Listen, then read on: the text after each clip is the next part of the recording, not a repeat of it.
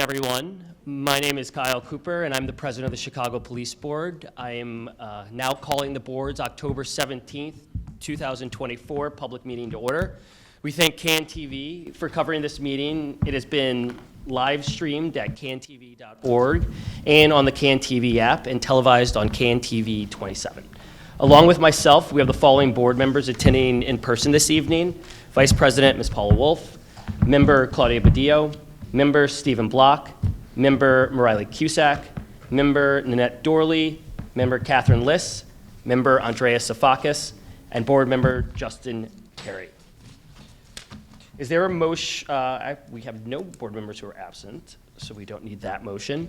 In addition to the police board members, we have the following city officials who are here with us this evening: Chief Angel Novalis, who is representing Superintendent of Police, Mr. Larry Smelling, at the end of the table. We have the first Deputy Chief Administrator of the Civilian Office of Police Accountability, Mr. Ephraim Eady, who is here on behalf of Chief Administrator Andrea Kirsten. We have the General Counsel of the Office of Inspector General, Nathaniel Wackman, who is representing Deputy Inspector General for Public Safety, Tabara Richardson. We have the Commander of the Chicago Police Department's Bureau of Internal Affairs, Levester Denham, who is here on behalf of Chief Yolanda Talley. We have the General Counsel to the Superintendent, Mr. Scott Spears. And of course, we are joined by the Police Board's Executive Director, Max Caproni. We will now proceed to the items on the meeting agenda. Is there a motion to approve the drafts of the minutes of the board's public and closed meeting that was held on September 19th? So moved, Paula Wolf. Sorry. Second, All in favor, please raise your hands and say aye. Aye. Hearing and seeing no objections, the motion passes. For the public, thank everybody for coming here today. I just want to let everybody know that the next meeting of the police board is scheduled to take place at November 21st at 7:30 p.m. right here where the meetings are always held, which is at the Chicago Public Safety Headquarters. The next item on our agenda is referencing to closed meetings. The police board meets in executive session to discuss various matters. Those discussions are closed to the public as authorized by Section 2C1, 4, 11, and 21 of the Illinois Open Meetings Act. Information on matters discussed in the executive session is included in the minutes of the meetings posted on our website. Is there a motion to close a series of future executive sessions as authorized by these sections of the Open Meetings Act? So moved, Paula Wolf. Second, Ryan Cusack. All in favor, please raise your hands and say aye. Aye. Seeing all hands raised and no opposition, the motion passes. The next item that we will be discussing at today's meeting is to provide an update on arbitration.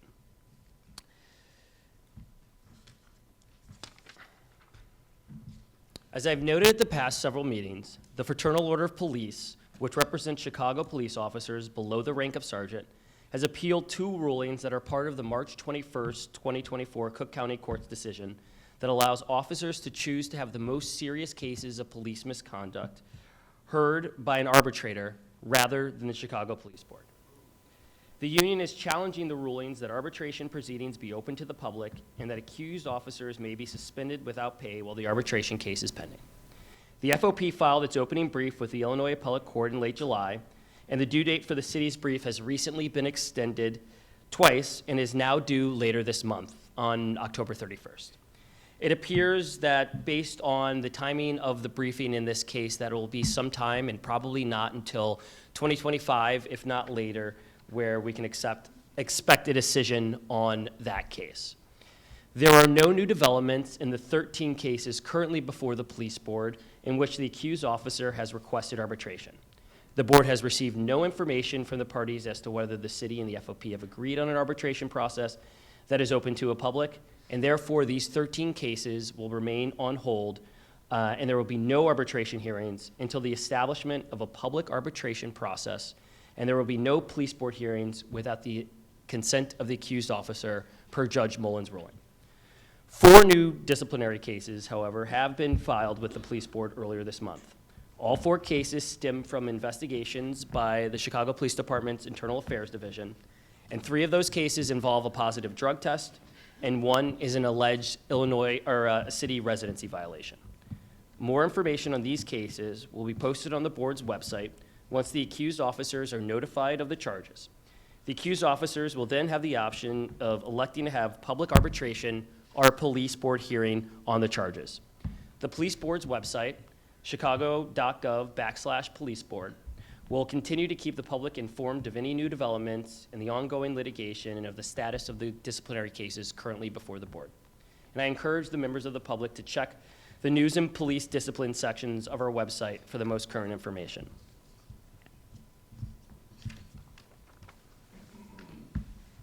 The next item on the agenda is police disciplinary cases. There is one announcement that will be made by me of a ruling in a disagreement case on the agenda this evening.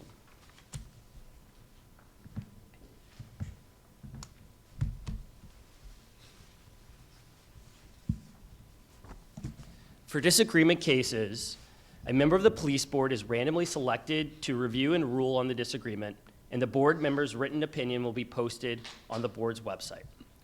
In a request for review of number 24RR07, which I reviewed, the chief administrator recommended that Officer Fernando Ruiz, star number 12935, be separated from the Chicago Police Force for violating two provisions of the CPD policies and procedure. One, for engaging in or continued foot pursuit in violation of CPD General Order G03-07, and two, for failing to use de-escalation techniques to prevent or reduce the need for use of force in violation of CPD General Order G03-02 and G03-02-01. The superintendent did not agree with this recommendation and proposed that these allegations be classified as unsustained.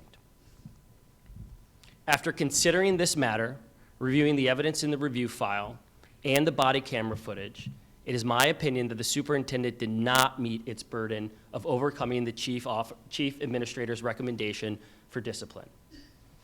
Therefore, the ruling of the recommendation of the chief administrator will be adopted by the police board. It is important to note that this ruling does not mean that the accused officer is currently being found guilty of the alleged misconduct. It only means that this matter will now proceed to either a hearing before the police board, or if the officer chooses, public or private arbitration, depending on how the outcome of the court ruling. That is the only disagreement case that we have on the agenda today.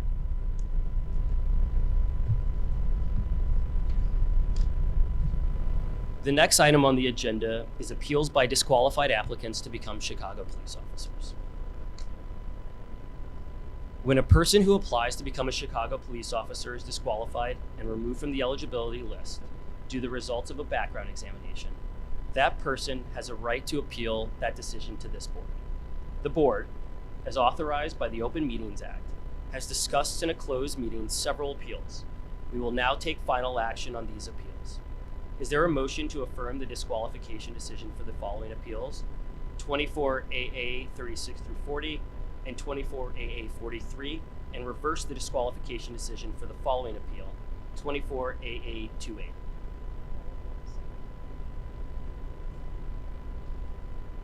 I will now call on the members of the board for their votes. Board Member Wolf. Board Member Padilla. Board Member Block.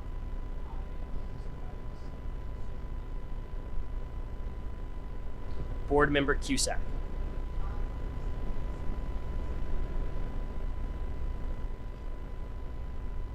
Board Member Dorley. Board Member Liss. Board Member Safakis. Board Member Terry.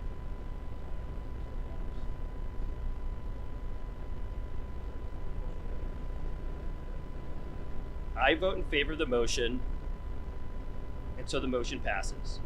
The written decisions of these appeals will be entered as of today's date, sent to the parties, and promptly posted on the police board's website. At this time, I will now ask Chief Navalis to give his superintendent's report. Good evening, everybody. My name is Angel Navalis, and I'm the Chief of Constitutional Policing and Reform. It is an honor and a privilege to be here on behalf of Superintendent Larry Snelling, and any concerns that are brought up at this board, I will make sure that I brief him immediately upon his return. This past weekend, the Chicago Police Department and the City of Chicago welcomed people from across the world for our annual Chicago Marathon.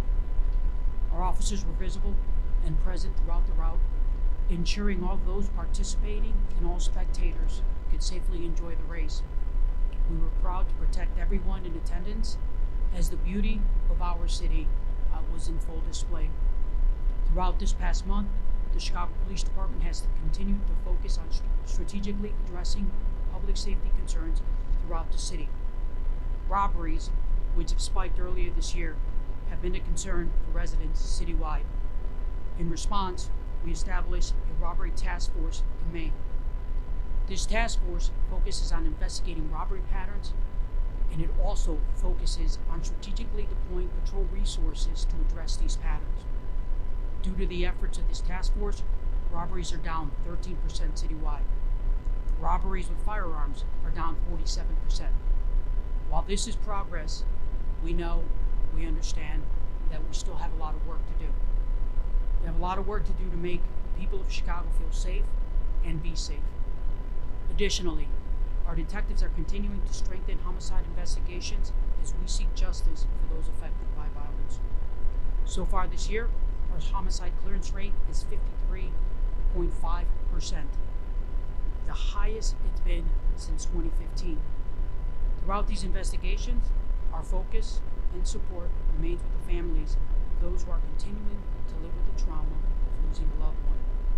Justice for victims and their families will remain our true north. This week, we honored 4 fallen Chicago police officers. Their names were added to the memorial wall at the Chicago Police Memorial Foundation Gold Star Family Park, and their names are as follows. Officer James Crowley, end of watch, August 22, 2024. Detective Todd Gilliland, end of watch, May 7, 2020. Lieutenant Edward O'Neill, end of watch, November 1, 1972. And lastly, probationary patrolman Benjamin Devlin, end of watch, November 15, 2022. They are now and forever etched on our memorial wall. Their legacies and their service to our city and its people will never be forgotten. They will provide inspiration as we continue to serve the communities within the city of Chicago. Thank you. Thank you, Chief Navalis. At this time, I now call on First Deputy Edie to give the Chief Administrator's report. Tonight I'll be sharing information from our quarterly report, which is now available on our website, chicagocopa.org. It covers the period of July 1st, 2024 to September 30th, 2024. One of the things I want to highlight is COPA, in partnership with the Chicago Police Department, has a long-standing practice of leading an educational model during all Chicago Police Department new recruit and promotional classes for sergeants and lieutenants. These educational opportunities allow members of COPA's leadership team to directly engage with the new recruits and promotional classes regarding COPA's work and how it impacts department members. These sessions allow for COPA to clarify its role and answer questions from officers and recruits that they may have regarding COPA's work, and provide a roadmap regarding investigatory expectations. During this most recent quarter, COPA attended 2 recruit classes and presented, and 3 promotional classes of sergeants and lieutenants. This is a practice that has been in place for the past 7 years. Regarding community engagement, COPA Public Affairs Division is responsible for engaging members of the public through a wide variety of community engagement events, presentations, and community service opportunities. In the third quarter, the Public Affairs team participated in 100 community engagement events. These events engaged over 30,000 Chicagoans across 32 of the 50 wards and in 39 of the 77 neighborhoods and 20 of the 22 police districts. COPA also held a community conversation regarding disciplinary recommendations for police misconduct with the Northwest Center Youth Advisory Council. On September 25th, 2024, the COPA Public Affairs team and members of COPA's Policy Research and Analysis Division presented at the Northwest Community Center Youth Advisory Council monthly meeting. The Policy Research and Analysis Division team held a conversation to gain valuable insight with young people on disciplinary recommendations for police misconduct. Young people learned what exactly a disciplinary recommendation is and what mitigating and aggravating factors are considered when making such recommendations. Young people were asked to provide input through a ranking of COPA's existing mitigating and aggravating factors in order of importance to them. After providing rankings, the Youth Advisory Council had a group discussion on how they arrived at those rankings and share why it was important to them. This insightful group of young people also learned how their input would be implemented as the policy research and analysis team receives feedback from various community stakeholders, including the Chicago Police Department, to create policy on how COPA makes disciplinary recommendations in the future. COPA News Affairs Division is responsible for updating and informing all local and national news outlets on matters related to high-profile incidents of misconduct, including updates on officer-involved shootings and other incidents, the release of materials for its final summary reports, and the closing of investigations. During the last quarter, Director Rotner and the News Affairs team published 7 press releases, 3 related to video and release of materials in accordance with the City of Chicago's video release policy, and 4 providing updates regarding investigations. Regarding our transparency efforts pursuant to the City of Chicago's video release policy and subject to legal restrictions, COPA conducted 3 transparency postings during the quarter, releasing 103 related materials as permitted by law. This included 63 videos, body-worn camera, third-party video, pods, and in-car camera, 30 audio recordings from the Office of Emergency Management and Communication, 911 calls, and gunshot detection systems recordings, and 10 reports, tactical response, case incident, arrest reports, investigatory stop reports, and foot pursuit reports. Regarding Freedom of Information Act requests, during the third quarter, our Video Release and Transparency Unit processed 192 FOIA requests with an average of 3.8 business days to completion. Regarding training and professional development within COPA, during the third quarter, our Training and Professional Development Division delivered 53 hours of non-consent decree content through 9 sessions. I'll just mention a few of them. One was evaluating police uses of force. We held an all-staff in-service meeting at the Ukrainian Institute of Modern Art. We participated in the Democratic National Convention preparation training held by the Chicago Police Department, and participated in a webinar on the subcultures in policing, features and implications.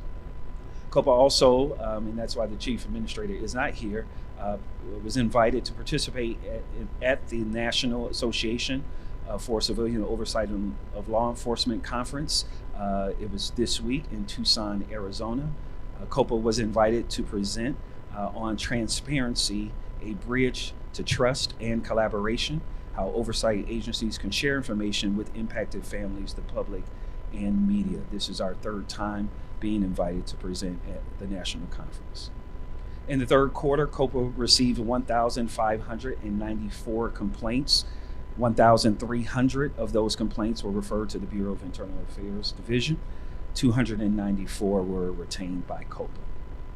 At the end of the third quarter, that being September 30th, COPA had 583 pending investigations. Again, this continues to be the lowest total of open investigations under Chief Kirsten's administration. Lastly, with concluded investigations in the third quarter, COPA concluded 245 investigations. Of these investigations, 70 were concluded with findings, and 175 were concluded without findings. That is the report from COPA. Thank you so very much, President. Thank you very much, Deputy Edie. At this time, I will now call upon members of the public who have signed up in advance to speak to come to the podium, or just to the microphone. We don't have the podium today. But to make sure that everybody has a chance to speak who's signed up, I'd ask that you please follow our standard practice and limit your comments to 2 minutes. Vice President Wolf will be setting a timer so that we can stay on schedule. The first person who has signed up to speak is Ms. Carolyn Ruff.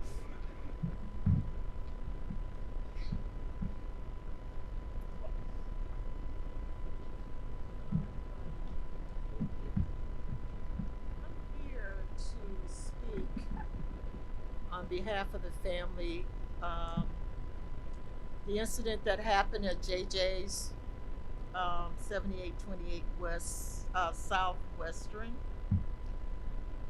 how these two people were executed in that business by an employee.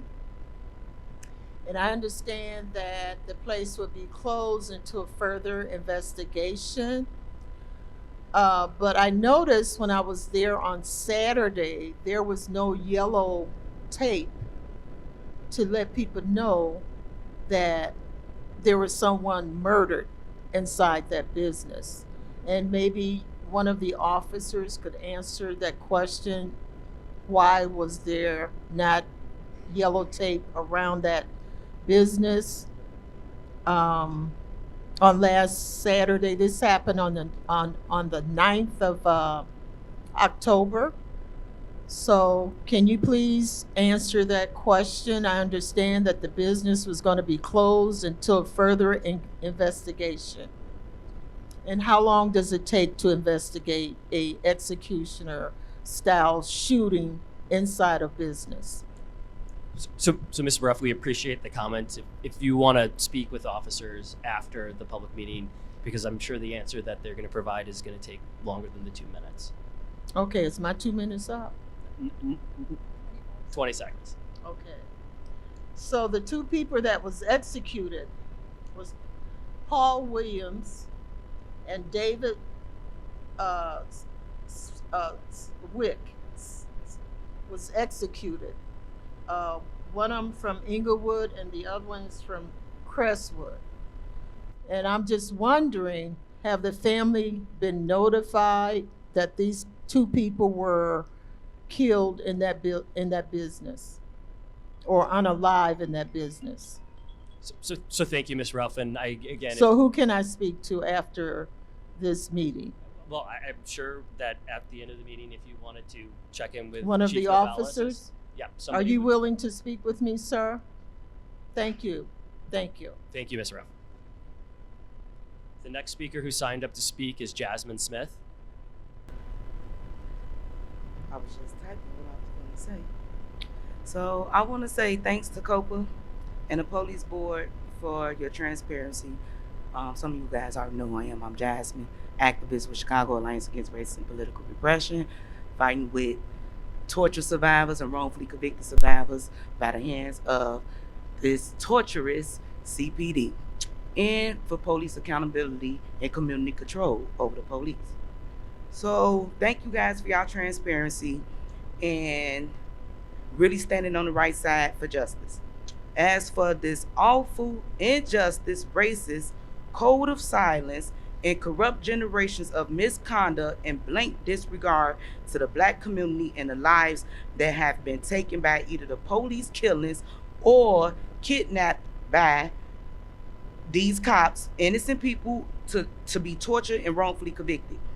You can tell Superintendent Snelling that he is a liar, and he's going to regret going against this family, Reginald Clays Jr.'s family. He's met with this family time and time after again and made it seem like that they was going to get justice, only for us to hear tonight that he disregarded and didn't agree with the discipline that was put forth for the officer who killed their baby. He violated the foot pursuit policy. That is a law. He violated it. Had they not chased that young man, he would still be alive. So there's no way in the world that he agreed for this officer not to be fired and stripped of his powers. So you tell him that he will be seeing us soon, and it will be making the news, and we will be tearing these streets up, because time and time again, we ask you guys to give us justice. No, not all cops are bad, but it seems like once they join this force, the code of silence is enforced on them, and they are afraid to do the right things when it comes to cops that are bad cops. You guys need to do better. Don't think that we're going to keep sitting up here begging for justice and we're going to keep allowing you guys to lash us up without repercussions on you guys' part. Thank y'all. Thank you, Ms. Smith.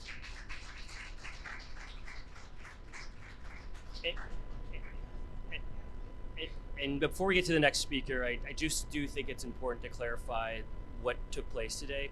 So the board, or I decided that the superintendent did not meet his burden of overcoming COPA's recommendation with respect to Officer Ruiz. So that means that the case will then proceed to either a public arbitration or before the police board. So I just wanted to let everybody in the audience know and make that clear today. The next speaker that is signed up to speak is Miss Ada Crisford.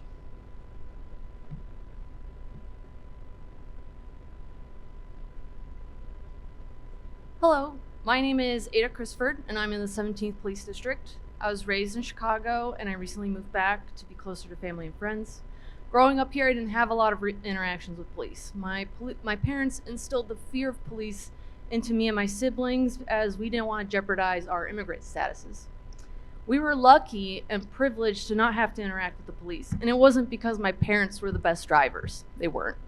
No, they were given the benefit of the doubt due to the color of their skin, unlike others like Dexter Reed, Reginald Clay Jr., Lorenzo Williams Jr., and many others, particularly black people, black men, who were murdered at the hands of the CPD.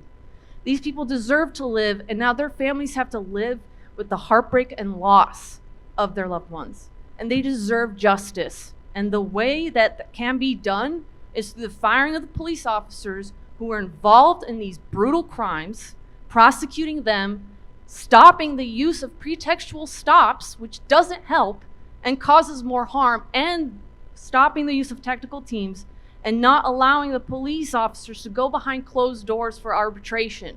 There's no other profession that has allowed these kinds of privileges after multiple instances of wrongdoing and harm.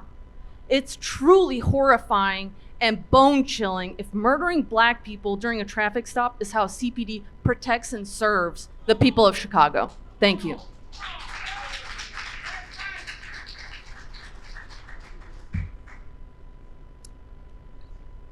The next person we have signed up for public comment is Rabbi Ben Yusuf. This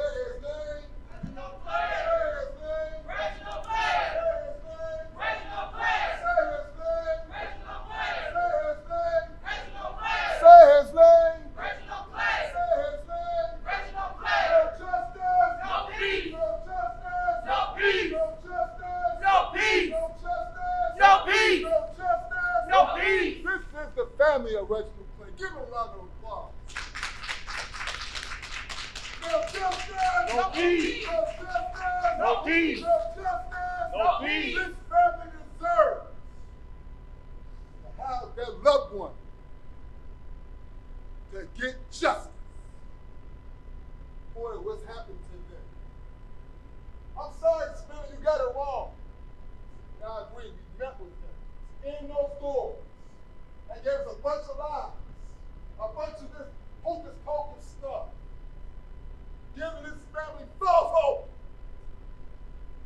The law is the law. The law is the law. You cannot make the law fit for your own purposes to get away.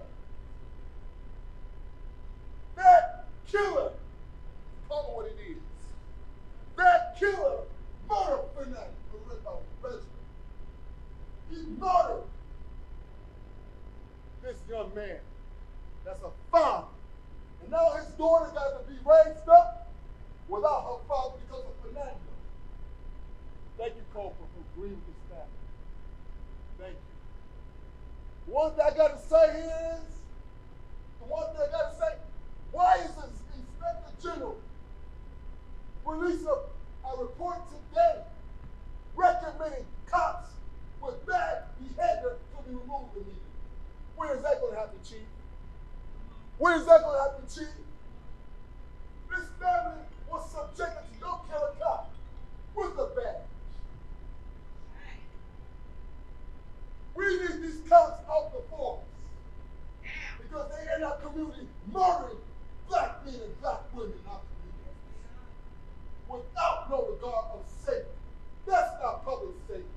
That's murder. It's absolute murder. That young man was minding his own business. He was going to a funeral, and Fernando and his jump out boy technical unit jumped out and murdered that young man like an animal. Thank you, Rabbi. I know the Clays are all signed up to speak. Say his name. Reginald Clay! Say his name. Reginald Clay! No justice. No peace! Say his name. Reginald Clay! Say his name. Reginald Clay! I want to thank y'all, man. You know what I mean?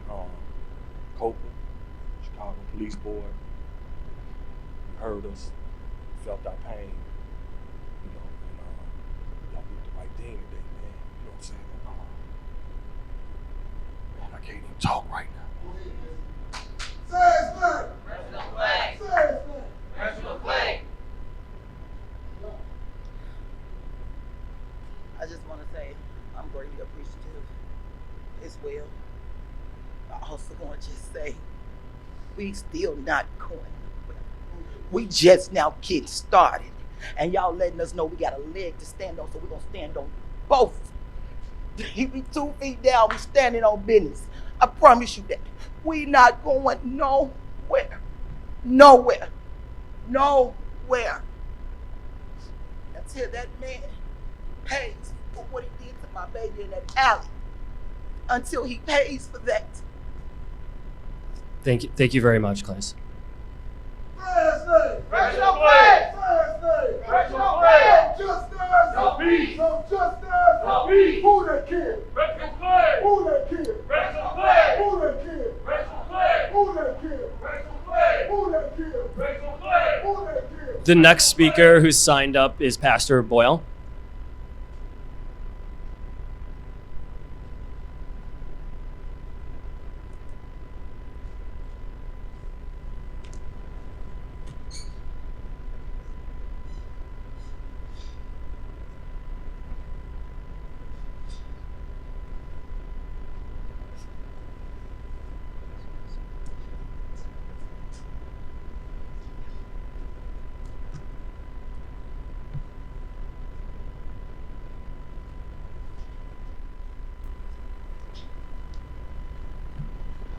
For the record, Doyle, D-O-Y-L-E, this land is your land, R-Y.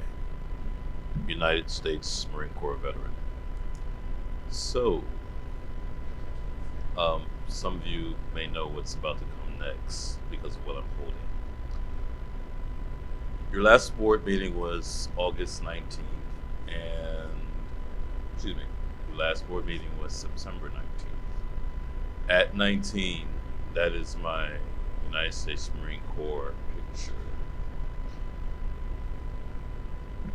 Against my mother's wishes, a devout Christian, I followed her brother into the Corps. I lived in the 22nd District, and the officers in the 70s, when we moved into the 22nd District, was used to my mother next to my father, biblically holding a Bible, not this Bible.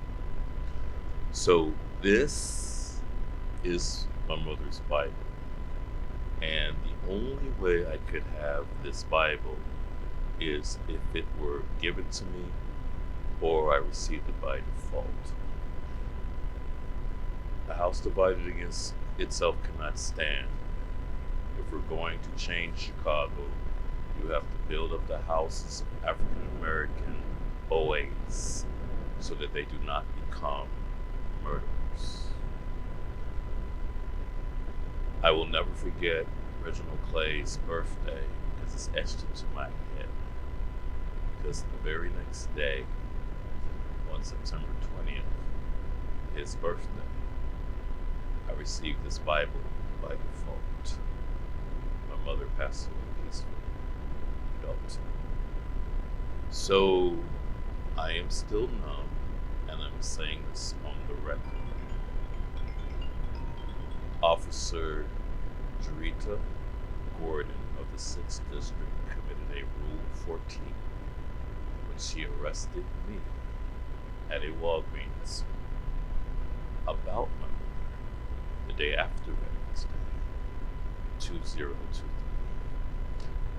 If I knew that it would be my last Thanksgiving, because I spent 3 weeks in jail because I am not a Cook County resident and all the things that come with the, you can't catch bail that. All I could think of is my mother's there and I'm here. And as of now, I'm here and she's here. So I'm going to say that again because I asked the superintendent to investigate Officer Gordon in the 6th District, and I was ignored. I will not, this United States Marine Corps veteran will not be ignored by someone who did not serve. It is a request that I say humbly, because again, I did not deserve what I received the after Veterans Day in 2002. Thank you. I'll get that in you. Thank you, Pastor, and I'm very sorry about the loss of your mother. The last speaker we have signed up for public comment today is Mr. Bobby Kennedy.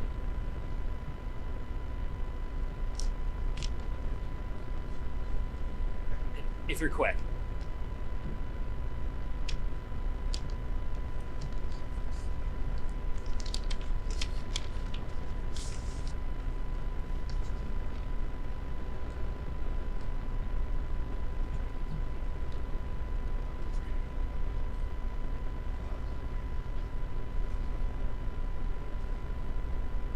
Put a letter out, and I went to the federal judge for the oversight committee. Anyway, I wrote Nicole Lee, Walter Burnett, and Brian Lopez offering. And this is subject to State of Illinois versus City of Chicago and federal mandate. My inquiry into the Rainbow Car LGBT police car started 8 months ago with my attending the CPD board meeting and asking questions of why do we have the CPD shield for the Rainbow cars.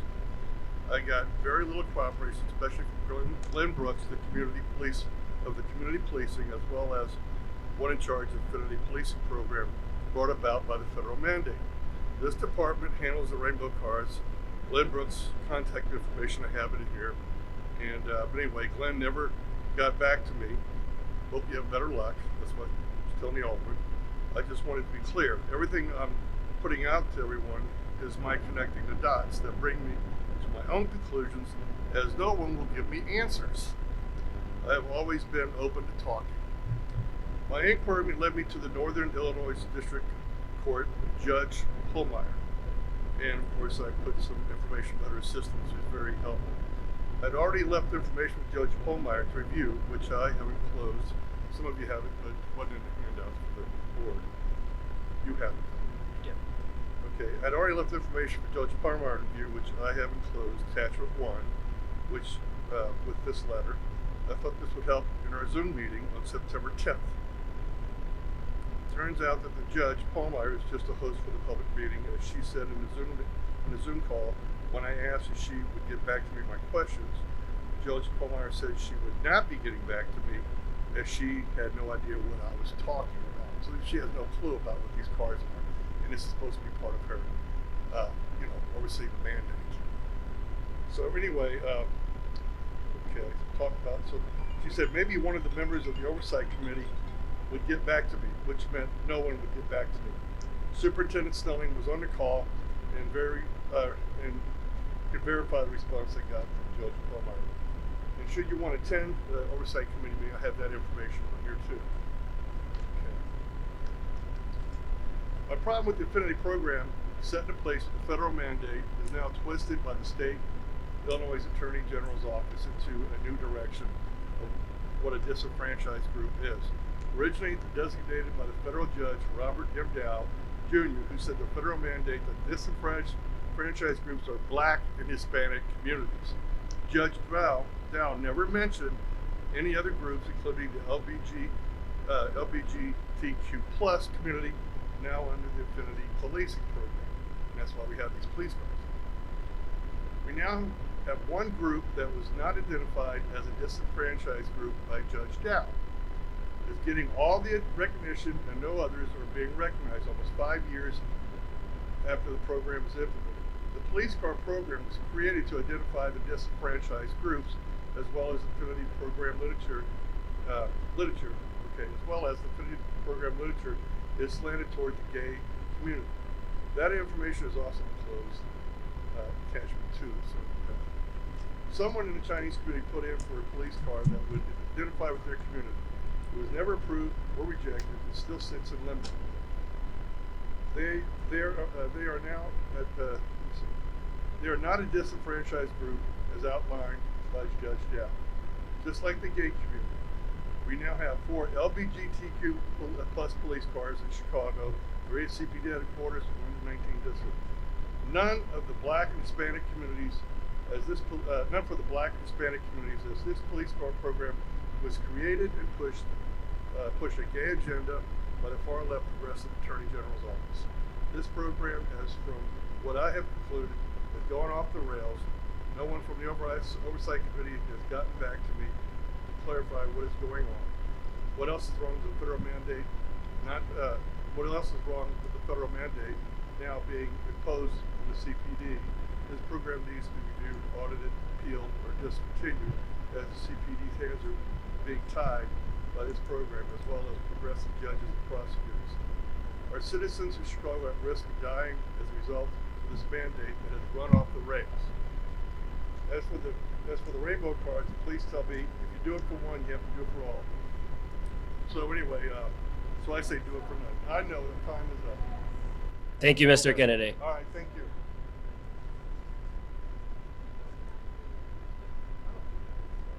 Okay, well, that's the last public comment we have, and I would just ask Miss Ruff, Miss Ruff. Please. All members who have signed up to speak have now spoken, and I would now ask if there's a motion to adjourn the meeting.